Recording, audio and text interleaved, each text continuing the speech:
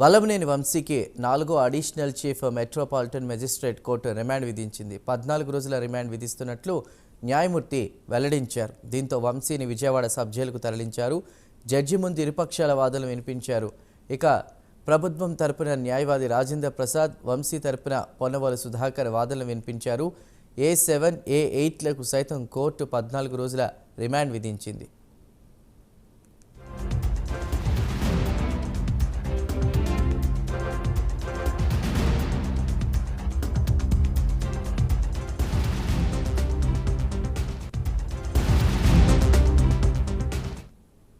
Vallabhaneni Vamsi remand రిపోర్టులో కీలక అంశాలు వెలుగు చూశాయి.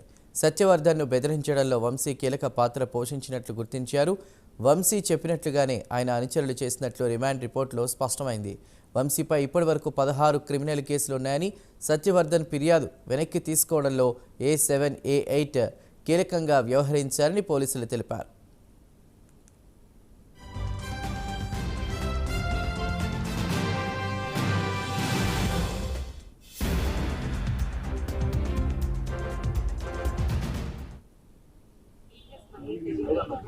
ఇప్పుడేమో సడన్ గా మనం ఫిజికల్ ప్రెగ్నెన్సీ అని చెప్పారు.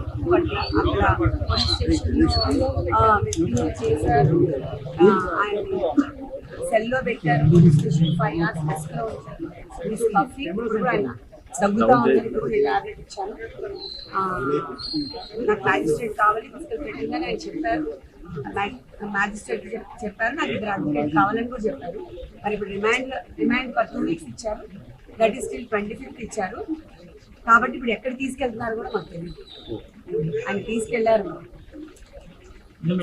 కేసు వివరాలని చెప్పారు. మధ్యాహ్నం వరకు కూడా కేసు వివరాలు ఎందుకు అరెస్ట్ చేసి ఏం చెప్పలేదు. మధ్యాహ్నం వరకు కాదు, ఇప్పుడు ఆయన లోపలికి వెళ్ళే వరకు కూడా ఏం చెప్పలేదు. లోపల it was not open court. ఆయన లోపల తీసుకెళ్లి మ్యాజిస్ట్రేట్ దగ్గర ముందు మన వాళ్ళ ముగ్గురు సెలెక్టెడ్ అడ్వకేట్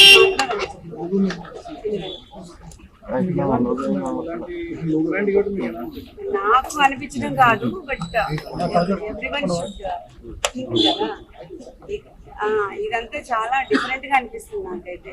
అంటే అన్ని లా ప్రకారము అలా వెళ్లకుండా ఏదో డిఫరెంట్ గా కన్ఫ్యూజన్ గా సంథింగ్ కావాలనే చేస్తున్నట్టుగా.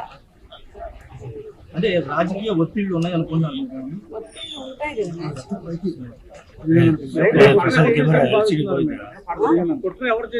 అవన్నీ నాకు తెలియదండి. అది అసలు చెప్పే అవసరం లేదు. అవన్నీ నాకు తెలియదు. బట్ ఇది ఏదైనా కూడా వీ హ్యావ్ టు వెయిట్ అంతే. లా ఆఫ్ ఇప్పుడు మనం ఎంత చేసినా చేయకపోయినా ఎప్పుడో ఒక ట్రూత్ బయటకు వస్తుంది. లా ఆఫ్ న్యాచురల్ జస్టిస్ అనేది ఒకటి ఉంది. మనం ఏం చేసి చెప్పినా న్యాచురల్ జస్టిస్ అనేది ఒకటి ఉంటుంది కదా. నేచర్ చూస్తూ ఉంటాం. తెలియదండి. సతీమణిగా మీరు ఎలాంటి ఫైట్ చేయబోతున్నారు? ఎలాంటి ఫైట్ తెలిసి ఇది ఫస్ట్ టైం అని చెప్పాను కదా నేను బయటికి రావడం, మీకు అందరికీ తెలుసు. సో